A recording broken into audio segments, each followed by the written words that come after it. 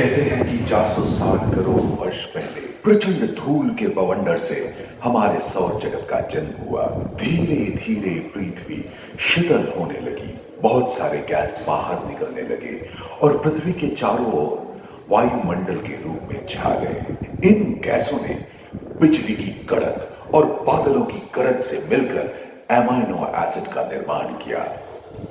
प्राय 350 करोड़ वर्ष पहले प्रथम एक कोशिकी जीव की रचना हुई। लगभग 280 करोड़ वर्ष पहले स्टोमैटोफाइट ने प्रकाश संश्लेषण के द्वारा वायुमंडल में ऑक्सीजन को मोड़ दिया। वायुमंडल में ऑक्सीजन के स्तर में निरंतर वृद्धि से 120 करोड़ वर्ष पहले एक से अधिक न्यूक्लियस वाले बहुकोशिकी जीव का जन्म हुआ। इस क्रमिक विकास से ही प्लेटफॉर्म, जेलीफिश, स्टारफिश, नॉटिलॉइड से सागर के किनारे वाले अंचल में पौधे लहराने लगे।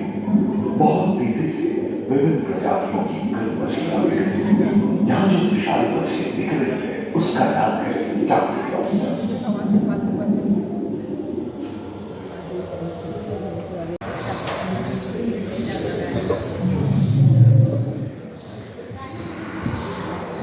लगभग 30 करोड़ वर्ष पहले धरती पर पेड़ पौधों का जन्म हुआ, जो बढ़ते गए और घने जंगलों में बदल गए।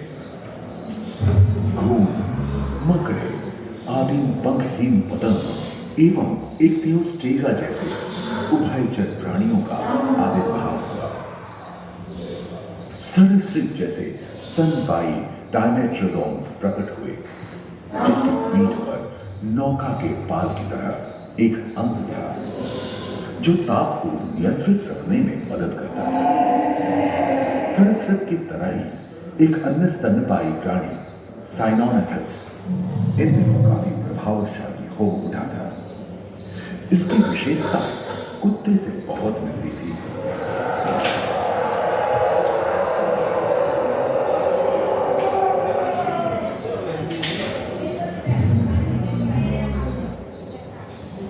प्राय 1 मीटर तक पंख फैलाने में सक्षम साथ ही कुछ बीगर एवं बिच्छू पृथ्वी के चारों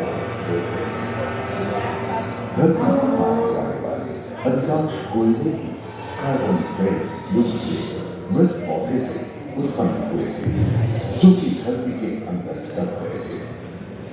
उनमें पृथ्वी के 1/3 हिस्से में एकमात्र महादेश था जिसे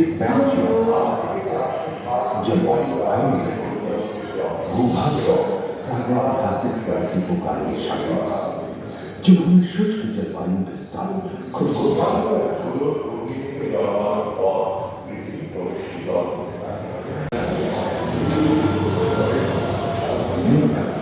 कछुओं और मगरमच्छों का जन्म लगभग 22 करोड़ वर्ष पहले इस धरती पर हुआ था। प्रथम स्तनपायी जीव मेगाज़ोस्टोरम चूहे जैसे आकार का था। प्राचीन सरीसृप समाप्त होने लगे थे और उनकी जगह डायनासोर ने ले लिया था। ये घटना प्राय 20 करोड़ वर्ष पहले घटी थी। डायनासोर विभिन्न आकार एवं माप के थे और धरती के कोने कोने में फैल गए थे एवं जलवायु के अनुकूल खुद को ढाल दिया था। इनमें से कुछ तो गिलहरी की तरह हल्के फुल्के थे और कुछ 15 पूर्ण वयस्क हाथियों जितने भारी थे।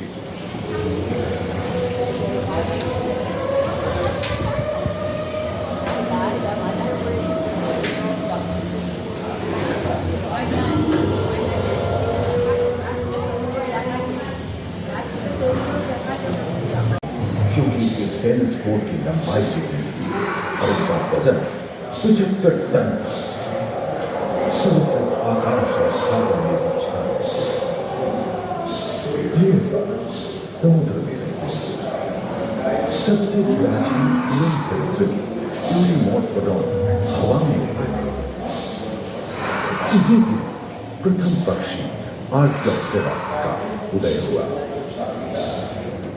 पौधों से हर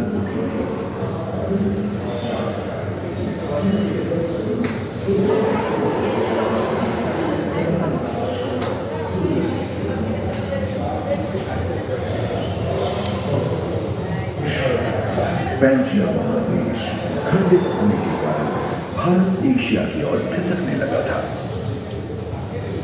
महादेशी प्लेटों में हलचल होने से ज्वालामुखी के रूप में लावा निकलने लगी थी। इसके फलस्वरूप आए भूकंप से विभिन्न भौगोलिक आकार एवं आकृतियां निर्मित हुई। स्पाइनोसॉरस की पीठ पर नौका के पाल की तरह एक अंग हुआ करता था, जिससे वो अपने शरीर के ताप को नियंत्रित करता था। वेलोसिराप्टर, कैलामाइट्स एवं ओविराप्टर जैसे छोटे डायनासोर तो ओलंपिक के तेज धावकों की तरह दौड़ सकते थे। पैरासाउरोपस और कोरिथोसॉरस के सिर पर गलगी होती थी। करीबन 5 मीटर लंबे पंख वाले जेरोनोडोन उड़ने एवं फिसलने में माहिर थे।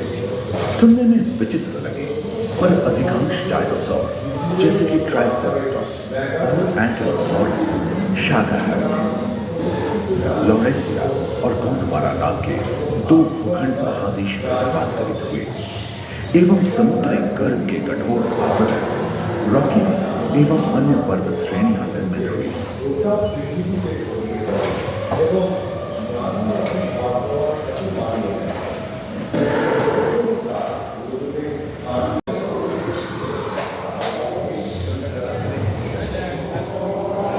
एकांत महादेश में जीव जंतुओं का विकास स्वतंत्र रूप से शुरू हुआ। सबसे पहले पुष्प वाले पौधे धरती पर विकसित हुए एवं परागण के लिए कीट पतंगों के साथ संपर्क स्थापित हुआ।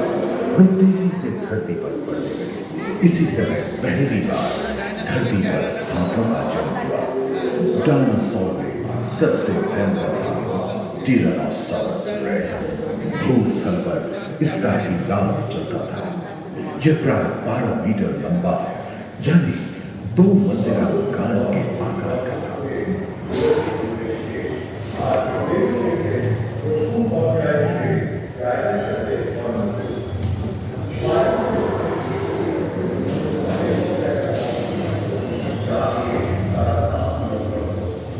इनके हमले से बचने के लिए शाकाहारी एंकिलोसॉरस अपनी पूंछ के उपकर का इस्तेमाल करते थे। सभी डायनासोर प्राय 6.5 करोड़ वर्ष पहले ही विलुप्त हो चुके थे। आखिर क्यों? एक अनुमान के अनुसार एक बहुत बड़ी गुहिका पृथ्वी से जा टकराई, जिसके फलस्वरूप उत्पन्न धूल के विशाल मेघ ने हजारों वर्षों तक सूरज की किरणों को धरती पर पहुंचने से रोक दिया था।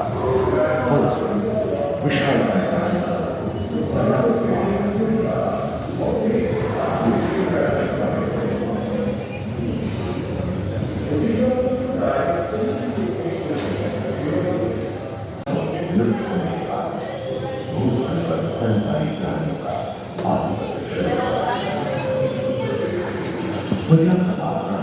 आहार उपलब्ध होने के कारण छोटे छोटे स्तनपायी प्राणी बड़े आकार के बदलते हैं। इसी समय बड़े बड़े शाकाहारी एवं मांसाहारी स्तनपायी प्राणी धरती पर नजर आते। विश्व के कई हिस्से जंगल से हरे भरे हो गए।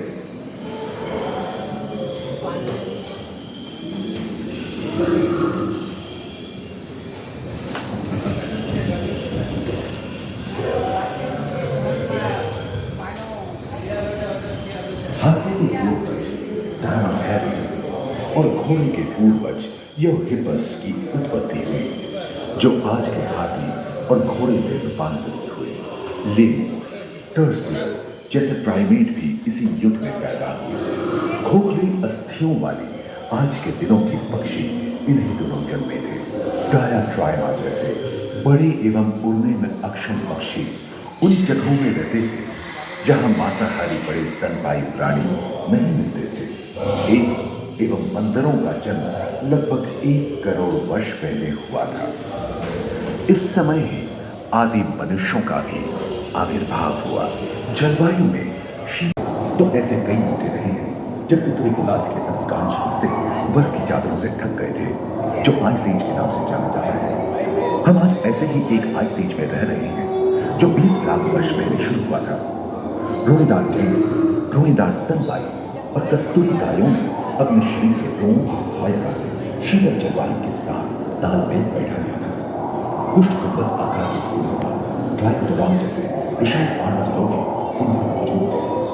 सिर जोत वाले बाल और विशाल सिर वाले भेद जंगल के शान से चमकते।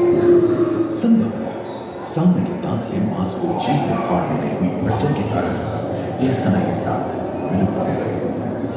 वही दानव आकार के कीड़े हिंसक जानवरों से बचने के लिए तेजी से नहीं भाग सके। फलस्वरूप वे भोजन खो गए। इस समय से ही आधुनिक काल क्रमिक विकास शुरू हुआ और विशालकाय स्तनपायी प्राणी धीरे धीरे विलुप्त होने लगे।